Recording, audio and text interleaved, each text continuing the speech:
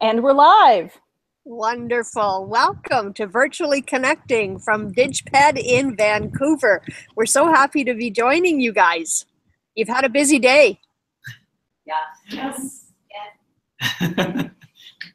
Do we want to do around the table, quick shout out your name, and maybe let's just do names. Maybe we can start with you. Sure, I'm Larissa Petrillo from Portland Polytechnic University. Happy to be here. Ryan Metzinger from Cal State Monterey Bay. Theodora Dotsworth from Capilano University. Isadora Ma from University of Calgary. Hi, Ashley Hink from Xavier University. Melanie Hubbard from Loyola Marymount University. Crystal Peck from UC Riverside.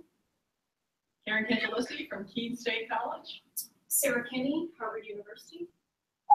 Mia Lamb from University of Washington. John Powell, University of Colorado, Denver. Adam Lehman, University of Southern California. Karen Breslin, University of Colorado, Denver. Carolyn Singleton, University of Colorado, Boulder. Scott McLeod, University of Colorado, Denver. Melissa Sherman, Thompson Rivers University, Open Learning.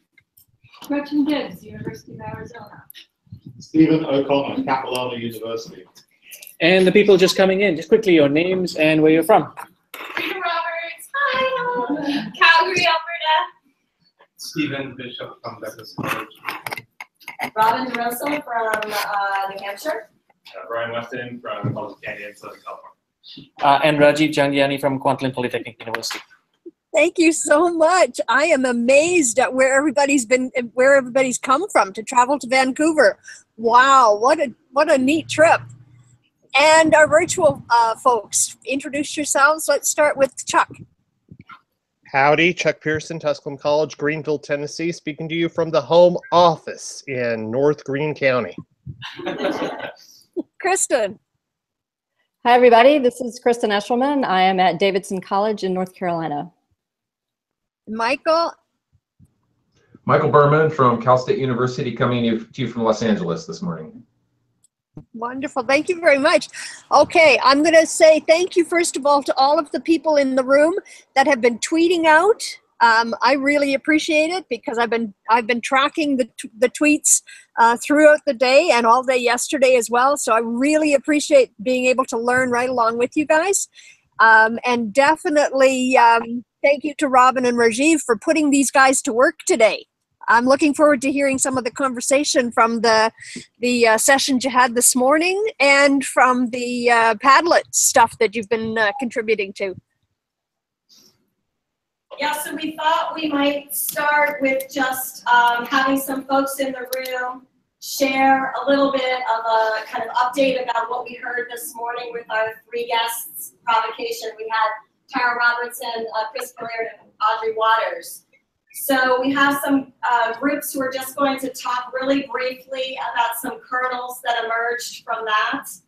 But then we were hoping to go from that kind of reporting conversation to more of a conversation about how we transition from the conceptual and theoretical foundations that we've been laying and critiquing into a conversation about practice and what challenges we face in our practice and how we might move to some project-based work tomorrow. So if it's good, maybe we'll just spend about 10 minutes talking to you a little bit about what we heard this morning, and then we'll go into more of a convo. So if people from Group A, I don't know if there's a volunteer who might be willing to just look at your Padlet and share a little bit about what emerged for you from Tara, either what she said or your reactions to it. That would be us. I don't think I'm actually on the screen, but I promise I'm in the room. So Tara, she raised some great points about access and the fact that loading things like textbooks so that people could read them in different ways was really difficult. And so she just raised the question about how do you design curriculum, how do you design anything from the start with the idea of access right from the beginning.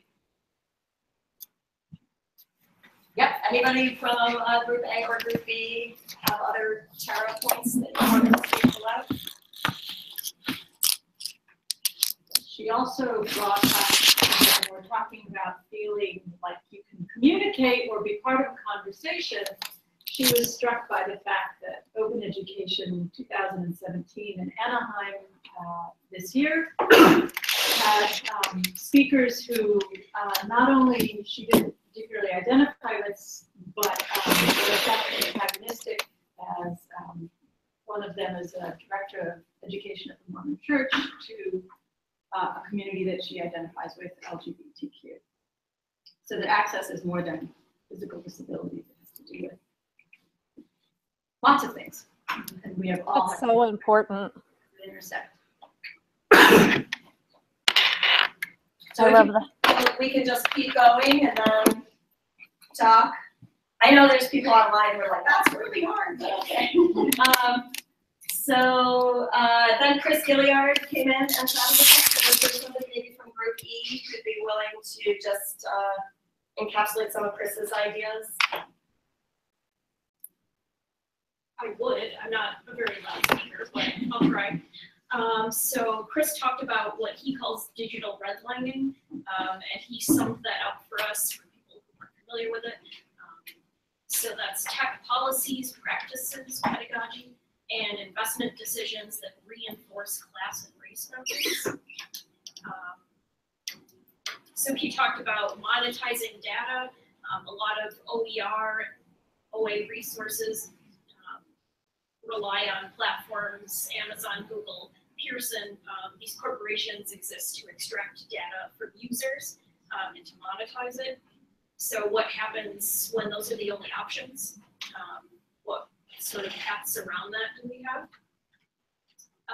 We asked him a bit about, like on a practical level, as librarians, instructional designers, professors, what can we do to stop digital redlining or stop contributing to it in our own teaching or practice?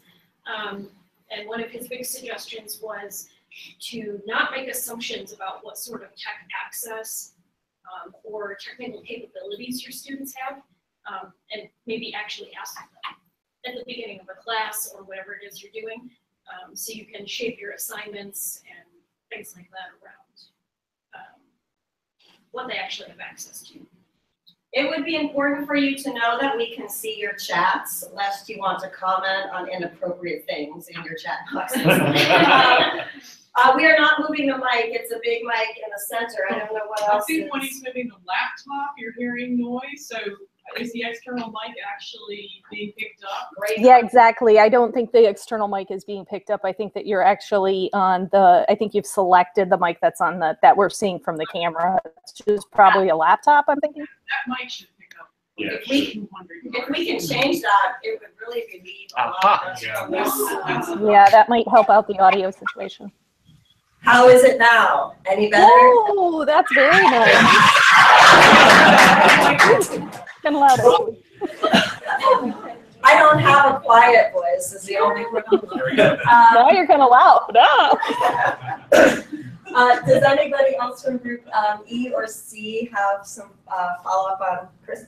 Yeah, so we I was in Group E. We actually spun off our conversation from Chris to go beyond simple inequities around access, to also talk about inequities around usage, right? So what we're finding, for example, in K-12 environments, which are the places I primarily do my work, is that even when you get technology in the hands of students, we see traditional inequities replicated. So if you're a poor kid of color, many of your dominant uses of technology are around drill and kill remediation, and it's those white affluent kids that get to make and create and do and communicate and collaborate and so on. And so we talked about equity audits, not just around access, but also around usage, right? And how do you look at instructional uses of technology, what students actually get to do with them. So, and then we talked about Seymour Pappert's words around this idea is that we want children and students at whatever age to be programming the computers, not to be programmed by them. Yeah, if you haven't been in the Group E Padlet, my friends, you should spend some time there because, yeah, it's really wonderful. Then, any other comments there? We're going to come back to all this stuff for sure. Then we had Audrey Waters come in, so we were thinking maybe somebody from Group F would be willing to talk about Audrey. I don't know. Okay, I can do that. So Audrey talked about how open has many different definitions. It's not always in line with social justice. So she thought that it's important to be explicit and orient this kind of work towards social justice. Something she mentioned was that open doesn't necessarily deal with structural inequality. Open education is deeply intertwined with business, venture capitalism, and philanthropy. And that open is being weaponized actually against marginalized people. For example, the WikiLeaks model of transparency where personal information is forced to be open. In our small group, we talked about just how great that was and how that is missing from a lot of conversations about open, the social justice aspect of it, and that it can sometimes be this magical thinking that open's just going to magically transform everything. But we did feel kind of intimidated by that. What can we do? And we talked about how it's important just to take small steps. And someone said, just work towards being the best human being that you can be. Maybe a small social justice action is to replace some of your materials with on a open textbook or lower cost materials. Or thinking about open as a way of transforming not transforming, but just a way of using good pedagogy. Any other follow-ups, Group F, Group D, Audrey's stuff? Just commented about the fact I had this deep conversation this week about how big business is infiltrating into that whole notion of personalization and how it will disenfranchise marginalized groups because they may not be able to access or be able to use or have the experience with technologies the same way as, you say, the poor white boy in Detroit versus the rich white kid in boy in Silicon Valley, and how the personalization is again another barrier that's going to be set up for our students. And I do see that question from Kristen, I think, about who in the room is tenured, then sort of pre-tenure, and then maybe more precarious or contingent. There may also be some people working out of institutional norms, but do we feel like it'd be interesting to have a straw poll on that? Or no? And K-12 too. And K-12. And some K-12 systems have similar things. Student also? Yeah. The poll is getting very large. So, okay, I mean, I'll try to get all those things in the poll. And you can vote more than once, right? So, do you have tenure? Are you pre-tenure but on the tenure track? With particular interesting concerns, I would imagine. Do you consider yourself contingent or precarious or adjunct part-time faculty? Students? They can only see half. So the groups are getting smaller as we go down. And then I might ask, do none of these categories apply particularly to you? Oh, well, that's great. That's just like the whole room. I don't know what they do. I know what one guy does. I don't know what the rest of them do. That's funny. So, Robin, yeah.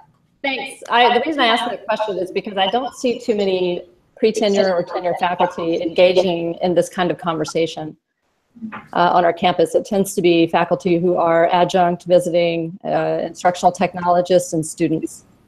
And I'm just wondering if other people are seeing the same patterns on their campuses, and what would engage a tenure track or tenured faculty to want to be involved in these kinds of conversations. I'd like to answer that. So I'm tenured, and I'm in the School of Education. I teach teachers, and our School of Education has been proactive over the last 3 or 4 years with new leadership and really investing in the faculty at all levels to make technology and digitizing and everything is a part of what we do to increase access to our what we have to offer. I know that underlying that is also marketing and, let's increase enrollments and that kind of thing. But I think that in the spirit of saying to a faculty member like me, we'll invest in you for you to do this. I'm here, and I'm a tenured faculty member. My colleague, Erica Scott, is as well. And I think that they drew me in, that's for sure.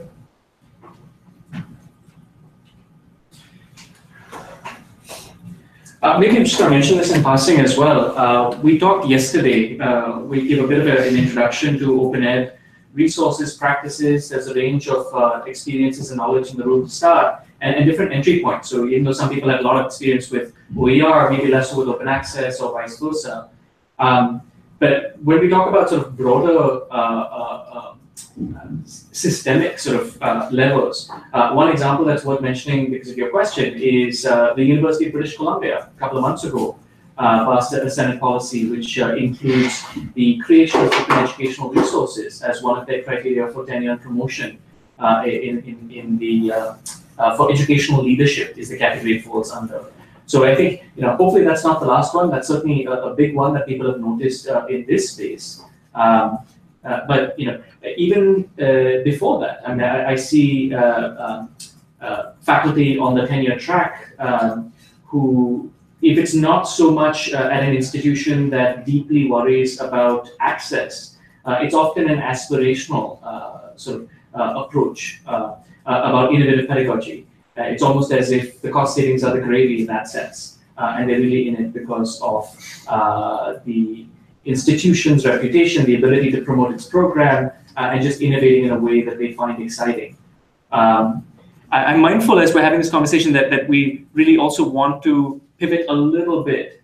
So even though I think we'd love to continue to see the questions or comments come through on the chat, I'm just going to flip it over to Robin so she can help direct us in the time we have. So one of the things that we're doing as we're moving more towards thinking about OEP or open educational practices and what this will look like on the ground, maybe in our institutions as we go back, and then particularly tomorrow as we try to draft some work and some projects out of like in a sort of sprint-oriented fashion. I would just like to offer a chance for anybody in the room or online to think about context-specific things that you need for support in terms of open educational practice. So we all come from particular positions and particular spaces where we have things that either we know we want to do or we're imagining we could do. So I guess the question I have for everybody is, here you are in a room with a lot of like-minded people who come at this topic from really diverse angles. Could people throw out some questions, particularly related to specific applied practice? What are the challenges and the next things that you'd like to see done? And what are the things you'd really like to start working on? And I know particularly in our online space, we've got some people who really have also done a lot of work with open. So even if your question is really specific, like I have this chemistry class and I can't figure out how to do blank, or I teach a lecture with 4 sections and how am I going to do blank? Or it's something more systemic, like I teach teachers and I want to do blank. Could we start throwing out some practice-oriented? Hey, Robin, did you say chemistry? I think that's my cue. That was on my brain. Go ahead, Chuck, take it away. Well, I'm going to dovetail this with a dialogue that's been kicking in from a person observing this particular VC section I've been having, where he is saying, hey, look, we got a whole lot of MacBooks sitting in this room, and I've been fighting a war with my own MacBook this afternoon. This is pretty high class equipment. What are we doing about how we design online? What are we doing about using tools with bandwidth in mind, with resources in mind, to make sure that what we put out there is accessible for everybody? The question of accessibility, particularly in STEM disciplines, where a lot of the tools that we might be dealing with in from major textbook publishers and the like are very bandwidth intensive. How do we make sure we're providing ways that we can help students that aren't soaking them when it comes to they have to pay for a data plan or such? I don't ask the easy questions at all. I was thinking more like, how do we bridge higher ed and K-12 in terms of pedagogy and learning from the pedagogy strengths in, dare I say, strengths in both sides? And how could we do that in an open and collaborative way? That would be very practical. I am interested in your question also too, just about bandwidth, right? And that's not really something that's, I mean, I didn't realize till somebody said it this morning that it's like, I don't know, I have a data plan, like I don't have unlimited data, I didn't know, like a lot of people where I live don't have unlimited data. But I hadn't really thought, so you're saying in your discipline, you're using particular kinds of software that's just sucking that stuff if they're using it, especially when we talk about, like Chris was talking about, people say, oh, people don't have devices, so we have to design for the smartphone. But when you move to the smartphone, you still have your data issues, and then you have even more issues about what they're actually able to do with different kinds of software. So there was a guy on Twitter today, I guess your friend there, or my friend, I don't know who he was, but who was saying, we stopped using OER because when we added up all the aggregate costs of the pieces of the things that supported that, it was more than the slightly expensive textbook that we could have used. And that's accurate for many of the tools that we bring to our classrooms. Organic chemistry was the discipline we were discussing there on. And the open tools that exist there are not terribly robust at all. And what does exist really still demands that if you're going to have any sort of online practice at all, you have a student go in and pay tons of money for an online tool that has been strategically bundled in with textbooks and made cheaper, and I hate major publishers. So what are we doing? How are we keeping ourselves aware of all of these stresses that our students are under when we put resources online and ask them to use them as part of something that they have to do for credit? I'm going to just chirp in with a couple of points over here. We talked in passing about the Open Ed conference. There's another really amazing conference called OE Global. And I was fortunate to go there for the first time. I don't know what year this is now. I think it was this year. I was really struck by how different it was from many of the other open conferences. It was diverse representation from around the world, particularly from the global south. And what I loved about that, it wasn't in this sort of almost like a neo-colonial sense of open education. Let the received wisdom trickle down to unwashed heathens, which is the sort of almost subtext sometimes I worry. But it was really lateral sharing. We were learning from what was happening at the Open University in Sri Lanka with some of the research instruments they developed. How can we adapt it for here? And I think this is an example, Chuck. So the Commonwealth of Learning is an organization that does a lot of work in the global south, especially in regions where data is incredibly expensive. And they've already innovated with solutions for combining print with very specific elements of the OER or ancillaries that need to be downloaded, but that can be used offline, that do not require online. And I think that the kinds of solutions that we are trying to conceive of likely already exist if we just look outside of the bubble. So I would say, it would be a good move for people in North America to look at what groups like the Commonwealth of Learning are doing and try to borrow from that context.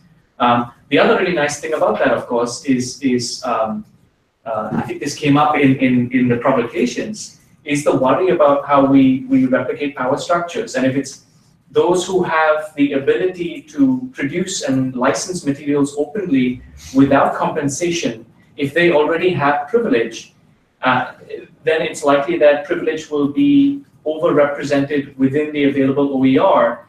So this provides yet another way of sort of a countercurrent at the very least. If we start to look to see what we can learn and borrow instead of simply here's our new solution from Silicon Valley. This talk though, like I thought, I'm going to be direct. I'm going to be direct here. When we're talking about practice, I'm just really concerned that we keep bringing back OER actually, which is content. It is a resource. It is a tool. It is something you can use in practice, but it is not practice. In my view, in my ontological and epistemological, I'll bring out the big words of you.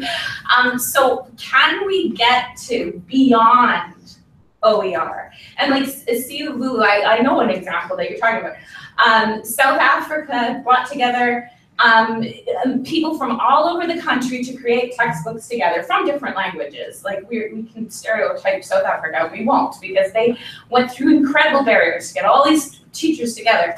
They created the content, they put it online. It could not get to the students because they didn't have phones and they didn't have Wi-Fi and they didn't have the ability.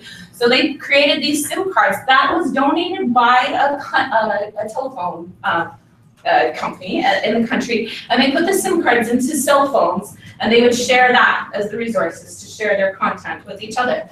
I suggested that to my district and I was told, but then someone might like look at their phone while they were driving. And I was like, what? Because they're studying. Because they're studying while they're driving. Or I was bamboozled. I still don't understand the argument. And you couldn't possibly look at a book while you're driving, right? Texting while you're driving. Regardless, that answers your point. But the real point is the collaboration of all those teachers who came together helped change practice and spread the level of learning and the opportunity to access for learning for students across South Africa. That's what I would really like to talk about. How do we get to changing practice and thinking about it and collaborating and working together? Okay, now we're fine. That's beautiful. Thank you. No, it wasn't on the book, it was angry.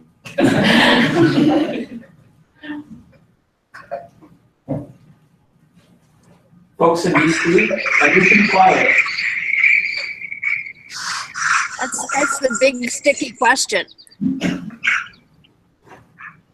Also, I think,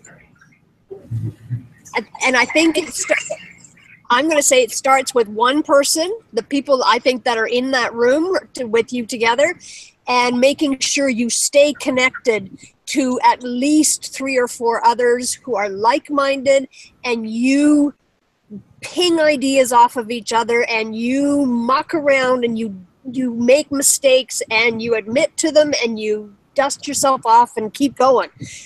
Virtually Connecting does that for me. I have a couple of other communities where I've connected to core people that I know I can talk to about stuff that's really kind of niggling and bothering me. I'm going through the whole issue around syllabus production right now, and what my syllabus is going to look like when I have to submit it to the office next week. I'm thinking, well, I don't want it to be my syllabus. I want it to be that for my students. So I'm finding people who are talking about that right now, and hopefully will impact what I submit, and hopefully impact what I share with my students when they start showing up in September. So find your network. We had an interesting discussion at lunch about these things, and if I can summarize, those who were there can maybe editorialize. But we distinguished between the open pedagogy. Can you guys just mute when you're not speaking? Somebody's not muted. Thank you. But I'm going to try to quickly summarize what came out. And one was that the open pedagogy didn't necessarily lead to social justice, and that social justice, that possibly open pedagogy is good for education. Education is not necessarily going to lead to social justice. So that it was important to distinguish those things. What that led me to think about as I was walking away from lunch was, what is it about open pedagogy that makes it good for education, that is good for learning? possibly also good for teaching. And a couple of things come up, and this might be connected to the issue of practice. One is that I think open engages, an open pedagogy makes the learning about learning explicit. Other language, it makes metacognitive processes explicit. It makes, it allows a learner to think about how they're thinking and to focus on those thinking skills. It's a long-term skill building about thinking.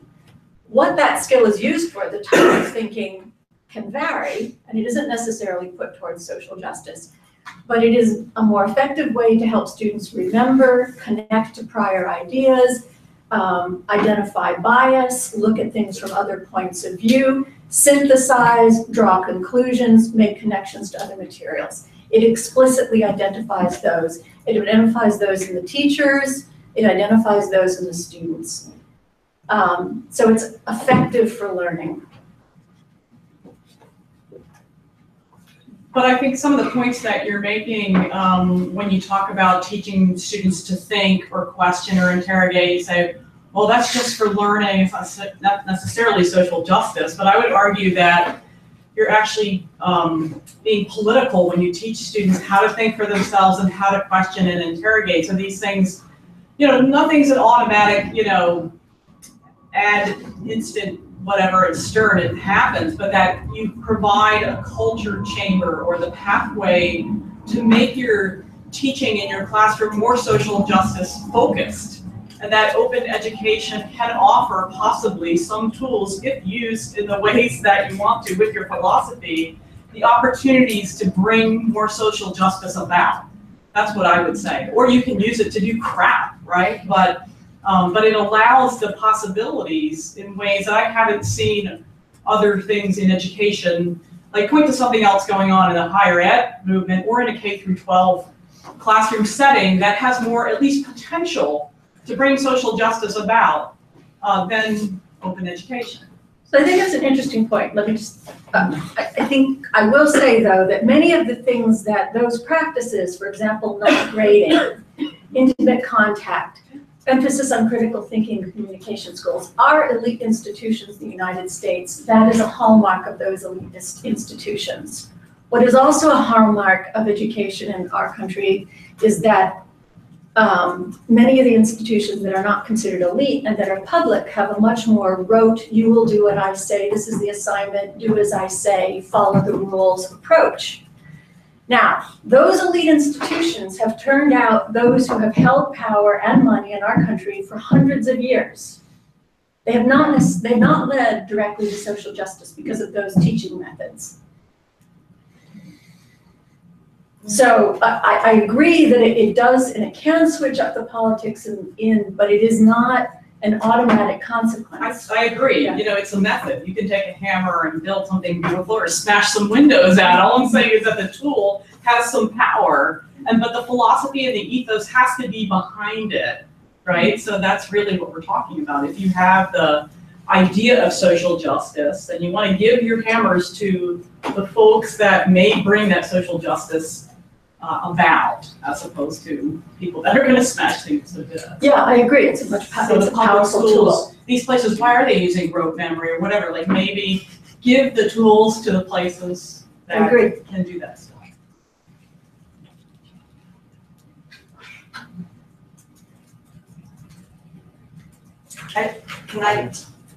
I think you brought up a thing that I'm really wrestling with in my own institution, which is that, like, we got huge money for what we are as a small regional public university. We got about $400,000 to invest in an open initiative that was kind of three-pronged. It was open pedagogy, open access, and open educational resources. And that was like amazing and great. But what I'm finding is, like, institutionally, I can get a lot of traction for cost savings and for OER initiatives.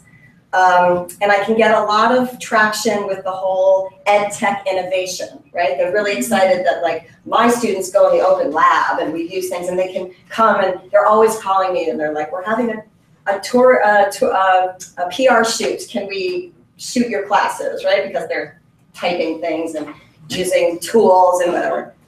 But where it breaks down for me is when we're going to go to the legislature and talk about appropriations, and I want to say this is part of a conversation about how we serve our region in New Hampshire, and it's just crickets. You know, even my higher ed leadership, right, the public ed leaders. So one of the questions I have is like, in building these initiatives, and as we're converting over textbooks and saving students money and even doing some really interesting connected learning projects, of which I'm doing many, and I'm seeing great payoff with individual students and courses, I'm really curious about, is there a way to jump that gap towards systemic change, particularly for thinking about public systems and sustainable public systems for learning?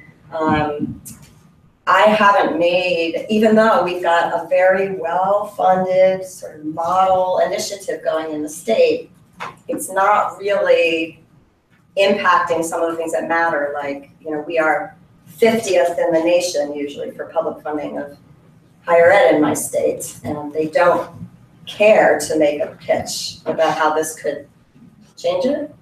I'm wondering if people, that's the long game I'm looking at, right? I can't figure out how to bring that long game to a national or international conversation. Yeah, Sean Rosa for the New Hampshire State Legislature. That would be a 1-minute job that I would have. That would not work out. And we have precisely 1 minute remaining. Okay, in 1 minute, does anyone know how to fix that?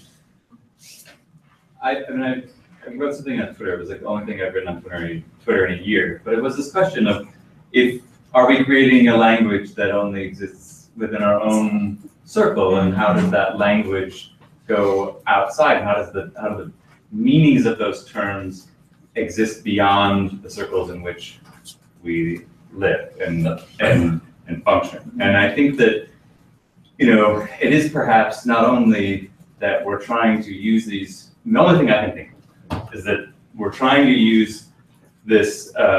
We talk about these tools and pedagogy and that sort of thing within, and using them within our classrooms. Are we instilling or somehow communicating the language and the ways? Are we telling students we're doing this on purpose for these reasons? Do they know the reasons and the philosophies and the ideas and everything that sits behind all of the things that we're doing in the classroom? Because then they may actually go out and run for the New Hampshire legislature, right? We're not going to, but they might.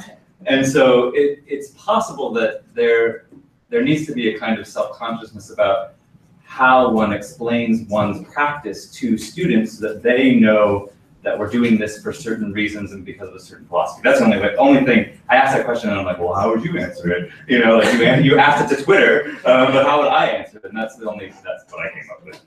That was my 1 minute thing. And even like when in doing faculty development, right? Instead of just saying, we can teach you how to change your practice, here's some really great assignments, here's great OER, whatever. Usually people talk about that as the gateway, right? Get faculty doing that stuff. And then you can tell them like, hey, there's a long game here. And I'm always like, no, right? The other way. Love that. I've gotten in the habit of introducing to my classes that I want to engage this way. That there are many science classes where the professor in the front of the room has been known to say in the past, look to your left, look to your right. One of the three of you, or maybe even two of the three of you, won't be here at the end of the term. And we have to get out of that. We have to say, look to the left, look to your right. These are the people who will help you. And we have to be very deliberate in telling students they're capable of building that bridge, not only for themselves to learning, but for their peers as well. And how they engage with one another is really the powerful thing that I believe we can get out of collaboration and open practices.